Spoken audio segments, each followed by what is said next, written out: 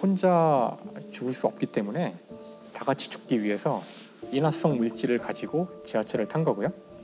가장 번화한 중앙로역에 열차가 섰을 때 거기서 불을 붙인 거죠. 어둠 속에서 연기로 가득 차 있고 수많은 사람이 비명을 지르는 이 아비규환 속에서 이제 막 더듬어서 층계를 올라가는데 셔터는 막혀 있고 거의 다 한 15분에서 20분 지나면 거의 상황이 끝나요. 거의 사람들이 못 나오고 그 짧은 시간 동안 그 많은 사람들이 여기서 다 죽었던 거죠. 그 사건이 일어났을 때 몇 명이라도 대처법을 아는 사람이 있었더라면, 문이라도 열었으면 조금이라도 생존자가 더 있지 않았을까라는 생각이 드는 걸 보면, 사실 만약에 또 그런 재난 상황이 발생했는데 안내 방송으로 움직이지 말고 제자리에서 기다려라 했을 때 나는 진짜 어떻게 할 것인가.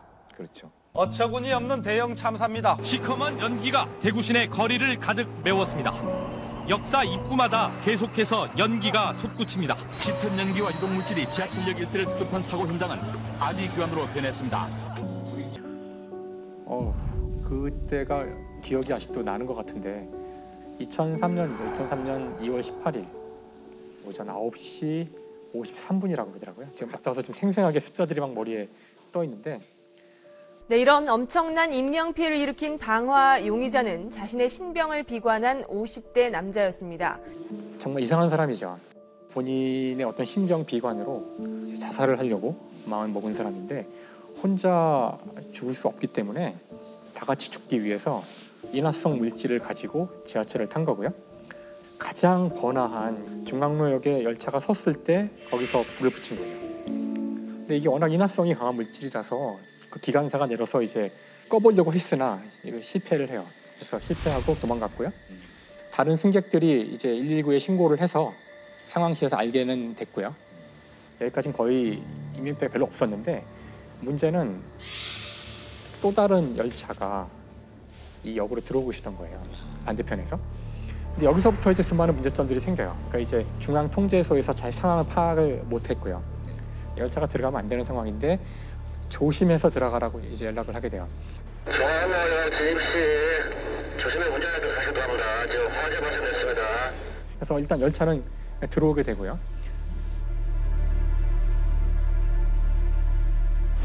열차가 들어왔는데 그리고 전기가 끊겨요. 빼려고 그러는데 안 빼지고 움직이지 못하게 돼요. 그러니까 아주 혼란스러운 상황인데 계속 이제 방송으로는 그 자리에 있으라고 곧 조치를 취할 테니까 승객들은 자리에 있으라고 우리가 많이 듣던 얘기죠. 최종적으로는 이렇게 시간을 한참 끌다가 위험한 걸 판단해서 이제는 빨리 밖으로 빠져나가라고. 근데 그때 이미 상당히 늦어져가지고 기관사는 그 열차에 마스터 키가 있는데 그 키를 뽑고 나갔다 그러더라고요. 지시를 받고. 근데 그걸 뽑으면 문이 다 닫힌대요. 그래 차 그리 놓고 차 좀 반대로 놓고 다른 데로 도망가 올라가라고. 이거 반대로 돼. 반대로 놓고 차 들고 가야 돼.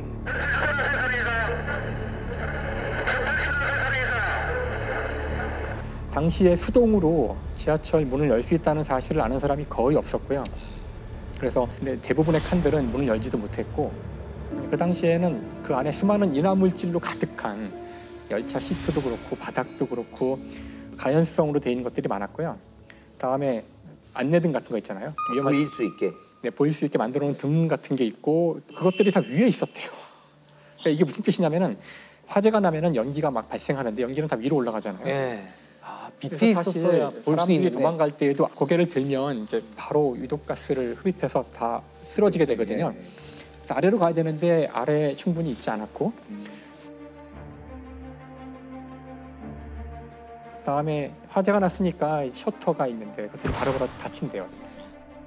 불이 난 지하 3층에서 빠져나온 승객들이 상가 쪽 통로로도 몰려옵니다. 1080호 전동차가 도착한 뒤엔 시커먼 연기가 통로로 번져옵니다. 그리고 방화벽이 닫히면서 지하철 역사와 상가는 완전히 차단돼 대피 통로가 막혀버립니다. 다치면 죽을 거 아니에요. 그래서 이제 어떻게 됐냐면 다쳐도 옆에 문이 있어요. 문이 있다는 사실 아셨어요? 저는 지금도 우린 지금 화재가 난 이 사건 뒤에도 잘 모르잖아요. 근데 그 와중에 사람들이 문이 있다는 것도 모르죠. 거기서 수많은 사람들이 죽었대요. 그 문을 못 찾은 거죠. 이 사고가 지하에서 난 사고잖아요. 그러니까 전기가 다 나갔잖아요. 하나도 안 보이는 거예요.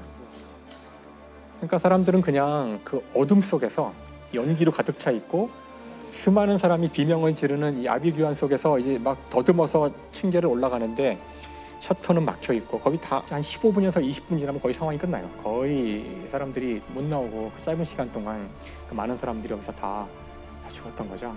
그 사건이 일어났을 때 몇 명이라도 대처법을 아는 사람이 있었더라면, 문이라도 열었으면 조금이라도 생존자가 더 있지 않았을까라는 생각이 드는 걸 보면, 이 사건이 있은 다음에 이제 수많은 변화가 일어나요. 당연히. 지금 지하철은 다 이제 불에 타지 않는 소재 또는 연기가 나지 않는 소재들로 다 바뀌었고요.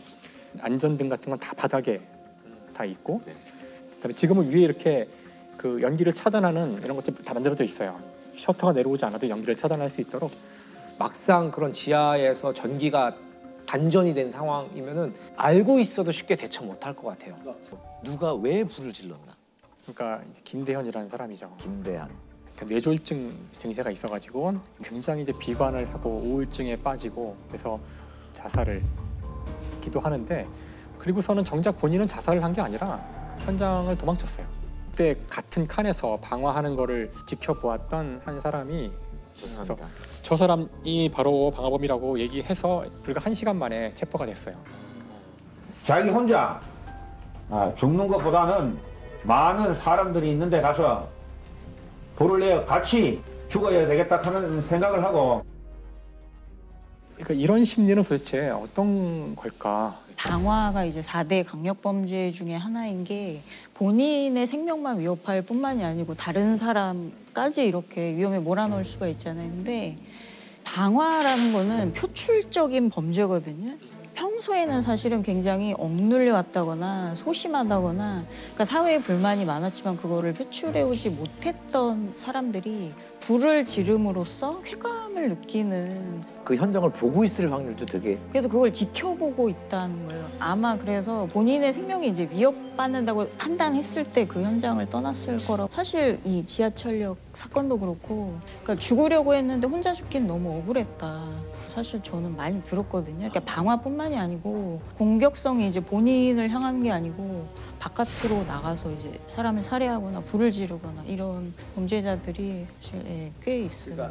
그 온보현이라고 연쇄 그 살인범이 있는데, 그 사람도 처음에는 죽으려고 그 본인의 무덤 구덩이를 파놨다가 내가 혼자 죽기는 너무 억울하니까 내 나이만큼 사람을 죽여야겠다라고 해서 그 열쇠살인을 저질렀던, 그리고 고창에 살인범이 있는데 똑같아요.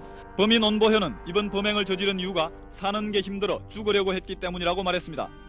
하지만 오는 엉뚱하게 부녀자 2명을 살해하고 자신은 태연히 경찰에 자수했습니다. 혼자 죽기 억울해서 혼자 죽기 억울하다는 생각이 들어 그냥 죽고 싶은 마음이 들었고 그래서 억울했고 같이 죽이고 죽어야겠다는 생각이 들었던 것 같습니다. 근데 그런 식으로 본인의 불만을 표출하는. 이 김대한 씨 같은 경우에는 참여나 이런 거를 했을까요, 법정에서? 그러니까 그 후 소식이 좀 궁금하기도 한데. 뭐 재판 과정에서는 계속 오락가락 얘기를, 그래서 1심에서는 사형 선고가 내려졌는데 2심에서는 이제 무기징역으로 감형이 됐고요. 김 피고인의 심신 상태가 온전하지 않고 잘못을 뉘우치고 있다는 이유에서입니다.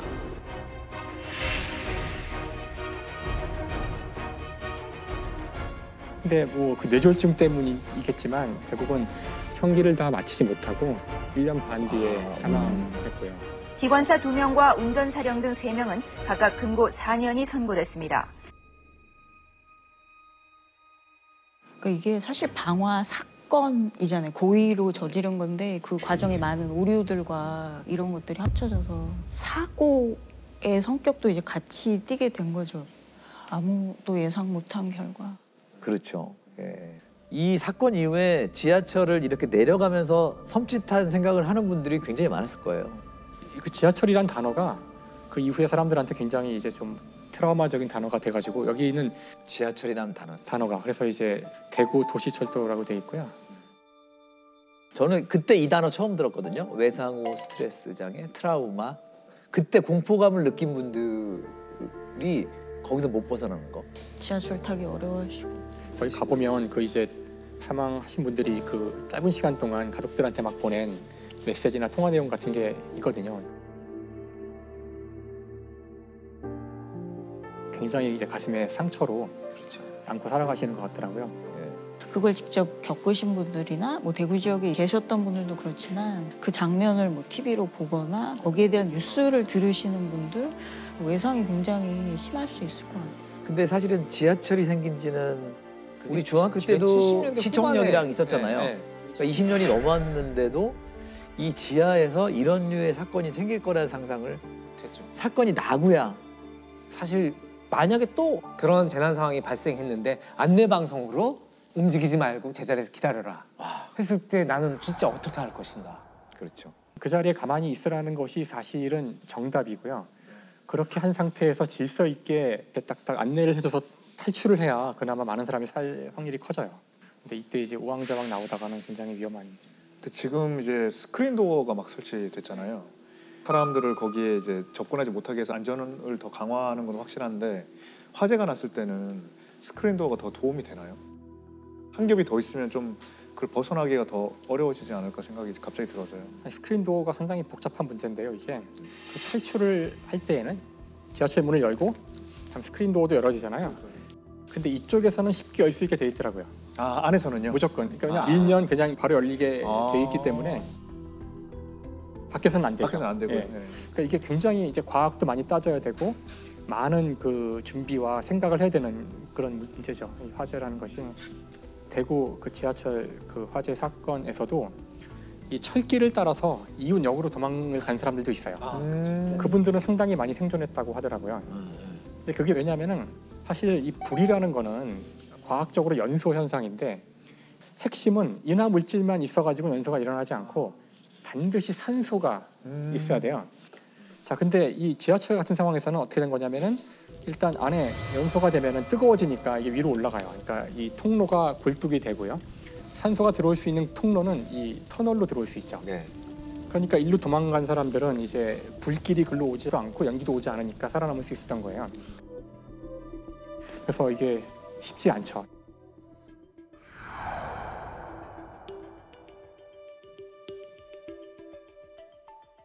야, 저는 지금 화재가 나도 안전장치나 뭐 이게 설명 다 돼 있어도 나는 자신이 없어요. 그러게요. 그 당혹스러운 상황에서 이런 게 안 될 것 같은데요. 아, 근데 한 번은 꼭 가봐야 될 것 같아요. 시민안전 테마파크. 네, 왜냐하면 저도 건석으로만 맨날 보고 학교 때 교련 시간에도 수업 시간에 딴 데 보고 이랬던 것 같아요. 근데 아이를 낳고 TV에서 심폐소생 나오면 저 되게 열심히 봐요. 아, 이렇게 몇 번 하고 호흡 불어넣으면 그때서야 배웠고 저 그리고 아이를 낳고 나서야 수영을 배우려고 마음을 먹었어요. 왜? 구해야 되니까. 유심히 보게 되더라고요. 이거는 누구든 생길 수 있는 일이라 알고 있는 거랑 한 번 한 거랑은 또 다르죠. 네.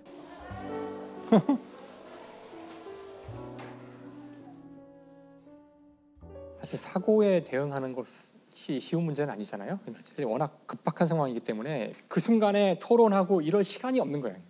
그러니까 사실 사고가 났을 때 생각을 하면 안 되고 바로 매뉴얼대로 탁탁탁탁 할 수 있는 체계가 갖춰져 있었어야 한다고 생각하고요. 세월호 때도 그랬고 여기도 그랬고 그 판단을 내릴 사람들은 위에 있는데 그 사람들은 정확히 여기가 얼마나 연기가 차 있고 얼마나 지금 불이 난지 모르잖아요.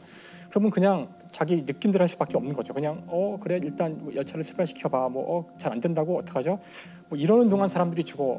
그럼 거기다가 또 위에 물어봐요. 그렇죠. 뭐 어떤 매뉴얼 있으면 쏘아라고 돼 있어요. 그럼 그때 쏘면 되잖아요. 쏠 때 매뉴얼이 있어도 또 물어봐야 된다는 거예요. 쏩니까? 쏩니까? 쏩니까? 그러면 그분은 또 위에 물어보고 쏩니까? 쏩니까? 쏩니까? 쏩니까? 위급상은 선조치 후보고잖아요. 그렇죠, 원래. 선보고 후조치가 되면 이건 이미 늦죠. 타이밍이 늦죠. 빨리 현장에 권한을 줘야 돼요.